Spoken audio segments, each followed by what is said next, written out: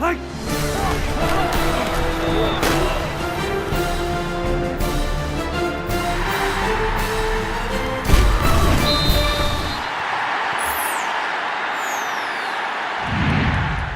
Mizell here at Boone Pickens Stadium with former Cowboy defensive end Richetti Jones, who is our OSU insider this season. We're going to talk about this Arizona game coming up for the Cowboys in Tucson this coming Saturday. But first, Richetti, let's take one quick look back at that football game.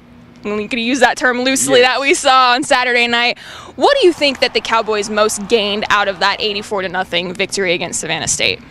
Well, I feel that the starters and the guys that are in the rotation that play on a weekly basis, they really didn't gain anything. But I feel that this game was a reward for the walk-ons, the fourth and fifth string guys that don't get to play. So I feel that that's what we gained from it, rewarding the walk-ons for their service and letting them actually say, I played in a college game. Absolutely. Now let's look at this Arizona game coming up on Saturday.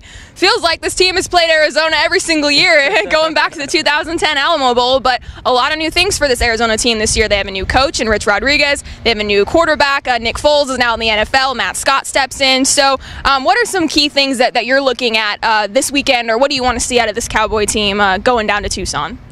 Well, the Cowboys, they must be focused when they go down there. They can't take anything for granted. They have to erase the memory of this last game and take the approach as if this is the first game over again, because for the starters and the guys that actually play, this was not the first game for these guys. Because guys like Caleb Levy, he played 6 plays.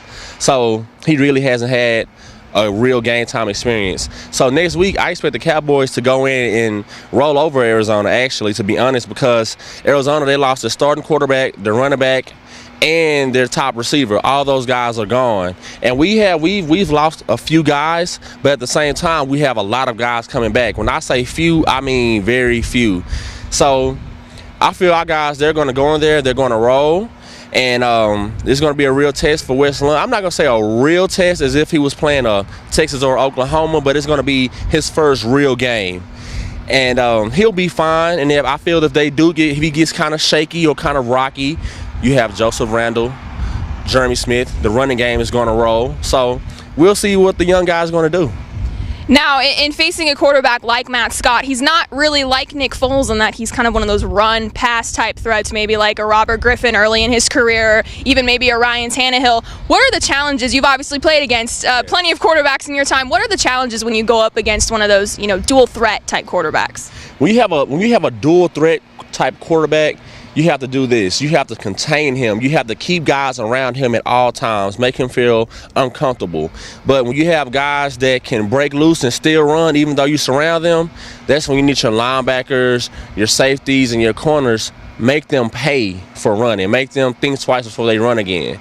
I feel the D-line, you can only do so much. You can try to contain him and hold him in or sack him. The best thing for the D-line to do is to sack him.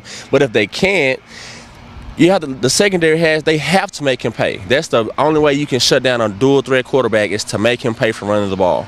Now, going on the road for the first time this year, looking at the records, Oklahoma State has the 4th best road record over the past four years since 2009.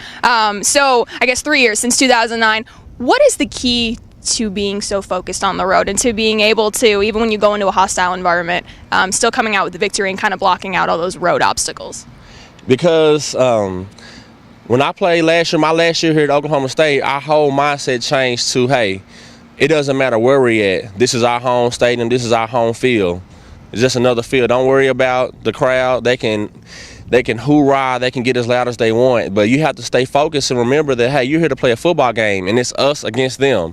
And me, myself, personally, that was my mindset everywhere. Every time we played somewhere else, I was excited, like, hey, we're about to come in here, we're about to kick your butt in your stadium. And that's how I approached it every time. I really didn't care if we were home or away.